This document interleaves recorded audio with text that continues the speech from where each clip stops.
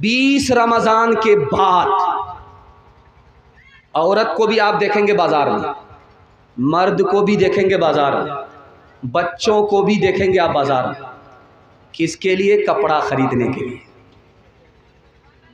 ATM साफ, जेब खाली, फरमाइश अभी तक पूरी नहीं हुई, औकात से ज़्यादा टूट करके कपड़ा ख़रीद रहे हैं, जबकि कपड़ा से संदूक भरा हुआ है। बच्चे का कपड़ा अलग, बीवी का कपड़ा अलग। क्या बोलेंगे? ये बच्चे मानते नहीं है। अरे अल्लाह का बंदा, मानते नहीं है तो कौन कहता है मनवाने के लिए?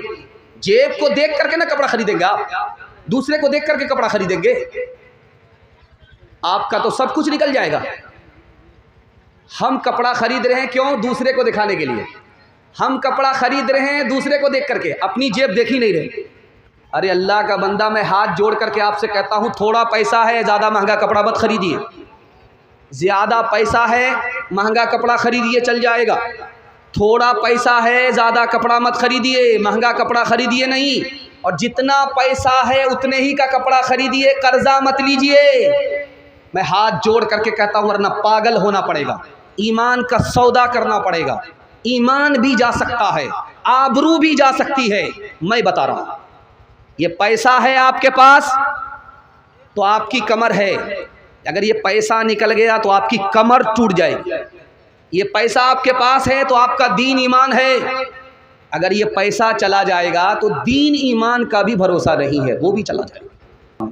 हाथ जोड़ करके मैं आपसे कहता हूँ, थोड़ा पैसा है थोड़ा खर्च कीजिए, ज़्यादा पैसा है ज़्यादा खर्च कीजिए। दूसरे को देख करके कौवा चला हंस की चाल, अपनी चाल भूल गया। गलती मत कीजिएगा, वरना पागल हो सकते हैं आप, आपका ईमान जा सकता है और रात दिन आपके घर में झगड़ा होता है। कि आदमी रोज़ा क्यों नहीं रखता?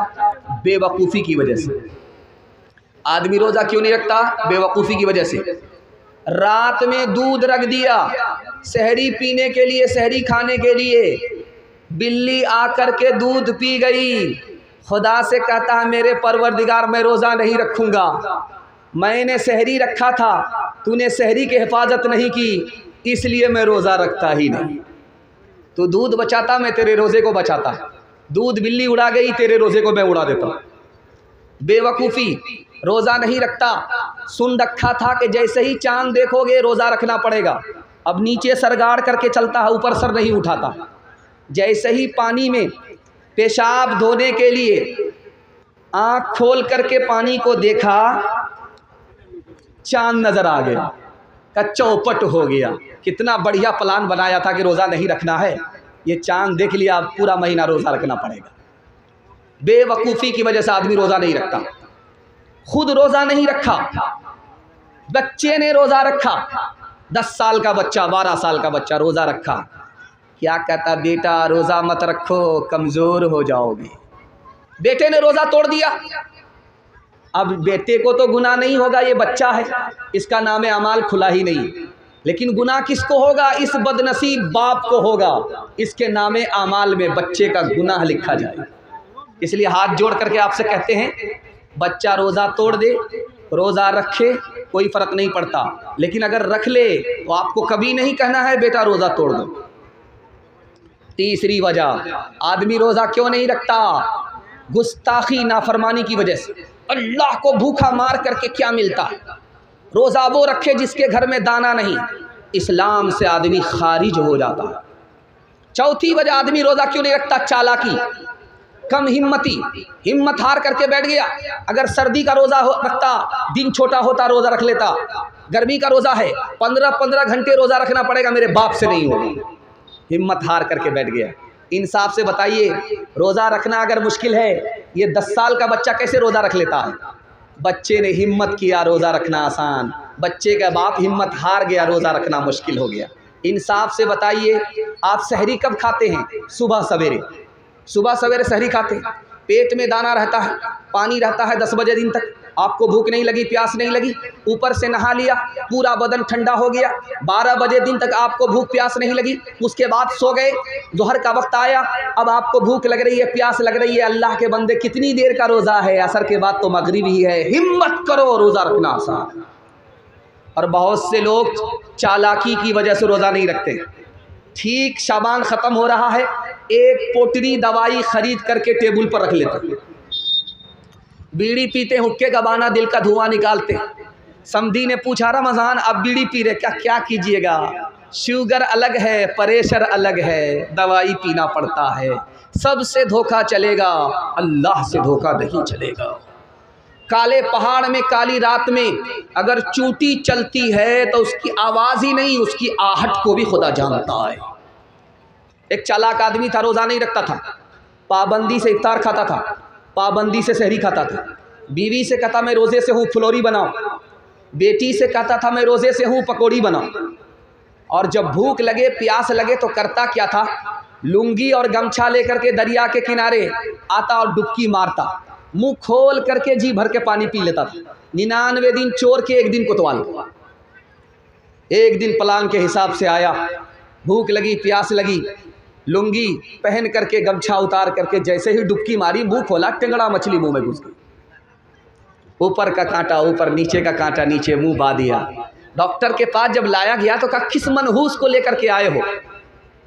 मछली का, कच्ची मछली मुंह में और कांटा ऊपर और नीचे, बात क्या है? तब लोगों को समझ में आया घोटाला करता था, रोज़ा नहीं रखता था, पाबंदी से इफ्तार खाता था, ऊपर से फिट फाट था, नीचे से मकामा घाट था। एक ख़ास बात बताने के लिए जा रहा हूँ। एतकाफ़ के लिए 20 रमज़ान में आदमी नहीं मिलता।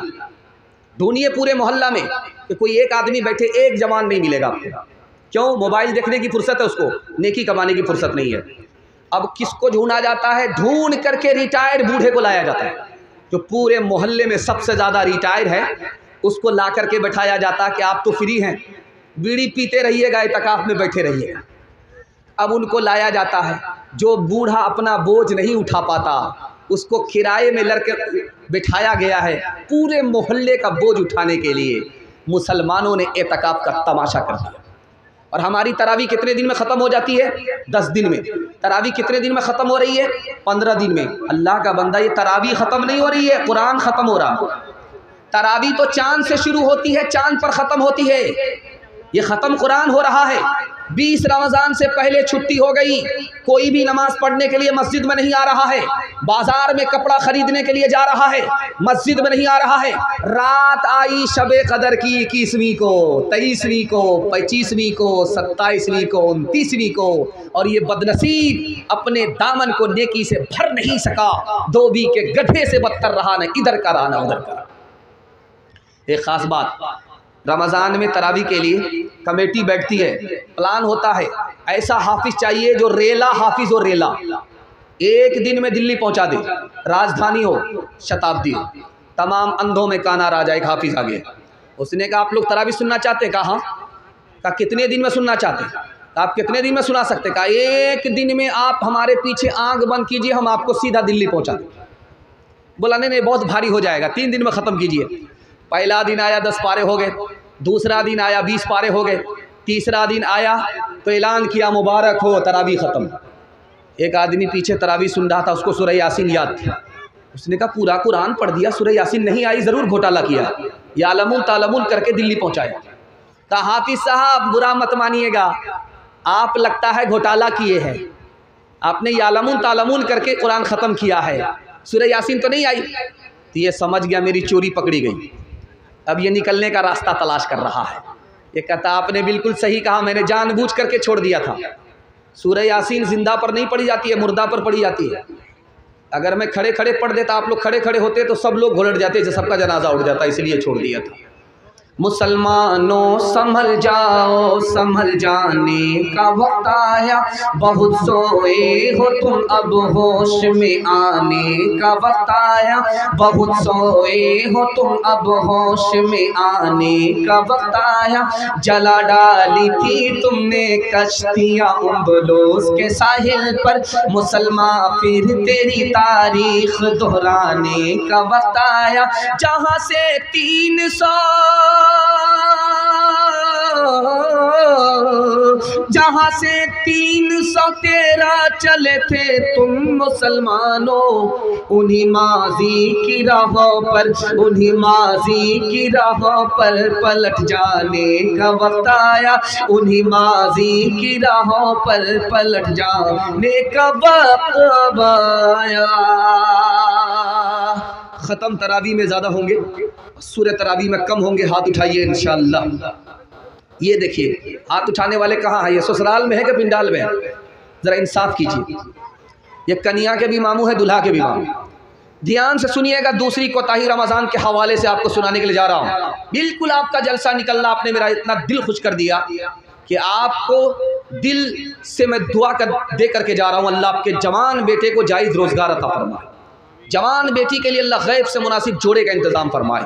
ध्यान से सुनिएगा। दूसरा नमूना, रमज़ान के महीने में हम लोग रोज़ा रखते हैं, भूखा रहते हैं, प्यासा रहते हैं, और कब तक रहते हैं? जब तक सूरज डूब न जाए।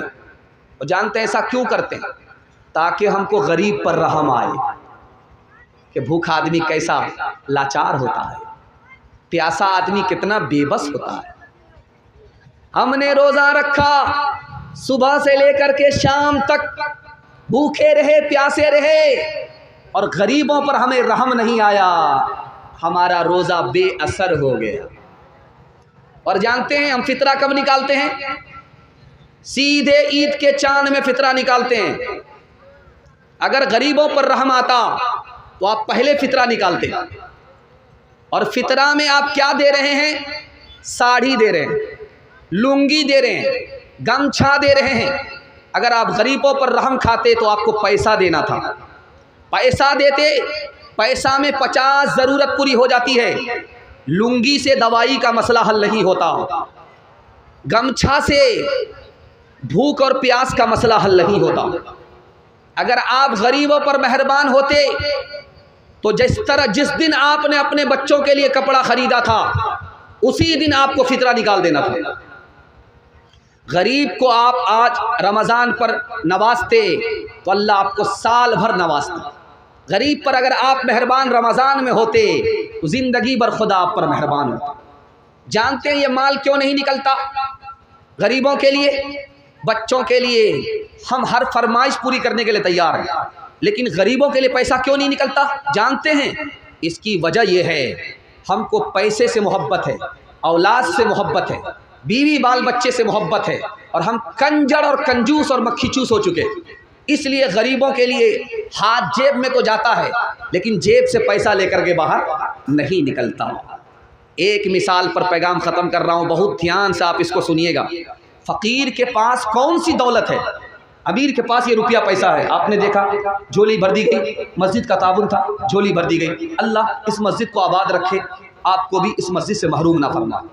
ये पैसा अमीर के पास होता है। और गरीब के पास कौन सी दौलत होती है? आपका दिल बहुत मजबूत होगा, आप गरीब को कभी उंगली नहीं दिखाएंगे, गरीब पर आप मेहरबान हो। गरीब के पास जो दौलत होती है वो अमीर के पास भी नहीं होती। अल्लाह ताला जब गरीब को बुलाएगा क़यामत में तो बोलेगा मैं तुमको जन्नत में भेज रहा हूँ। लेकिन एक सवाल का जवाब दो, दुनिया में जब तुम भूखे थे तो खाना कौन खिलाता था? दुनिया में जब तुम्हारे पास कपड़ा नहीं था तो कौन पहनाता था? वो गरीब बोलेगा एक मालदार था, मेरा पड़ोसी था, मेरा भाई था, मुझे भूखा नहीं रखता था, खाना खिला देता था, मुझे नंगा नहीं रखता था, कपड़ा पहना देता था। तो अल्लाह फरमाएगा वो गरीब मैं तुमको जन्नत भेज रहा हूँ, अकेले मत जाओ, उस अमीर को भी साथ में लेकर के जन्नत में जाओ। गरीब के पास जो दौलत है वो अमीर के पास नहीं है, खुद जन्नत में जाएगा, अमीर को जन्नत में लेकर के जाएगा।